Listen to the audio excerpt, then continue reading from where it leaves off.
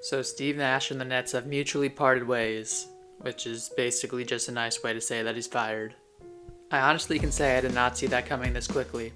I definitely thought that Steve Nash was not the answer for Brooklyn, and that he was doing a poor job, but I'm a little stunned that he's fired just after 7 games. I'm also a little bit jealous that the Philadelphia 76ers haven't done this with Doc Rivers. Jacque Vaughn has been named the interim coach while the Nets figure out their coaching situation. So let's see what went wrong with the Nets and what's next for this organization. There's a lot that's gone wrong so far for the Nets. First off, they're allowing the most points in the East at 120.3 and the third most points a game behind the Warriors and the Grizzlies. And if you really break down the stats, then you can see just how bad defensively they have been.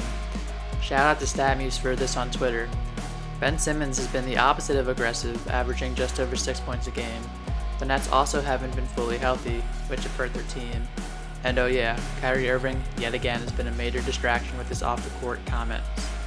These players need to look themselves in the mirror and make changes before the Nets ownership decides to break apart this team in the offseason. From the outside looking in, I thought Steve Nash was put in a very difficult situation. The Nets are a mess with KD, not so secretly wanting out, and Kyrie being very outspoken and stirring up controversy. The Nets can still salvage this season, but they really need to buy into Udoka's system. You can win some games out shooting opponents, but the Nets need to step it up defensively. To turn the season around, they need to aim to be at least top 8 in defense in the East. Luckily for them, it's only been 7 games and there's still plenty of time to figure everything out.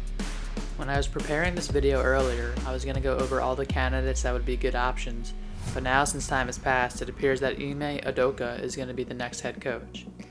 I actually like this move a lot. I know what he did to get suspended for the season was not good, but if we're talking strictly coaching and X's and O's, then he's the best possible option. He's a young coach who was already in the net system before and a great defensive mind. Now, it's not going to be all smooth sailing. The Celtics team that he took to the finals is much different defensively than this Nets team.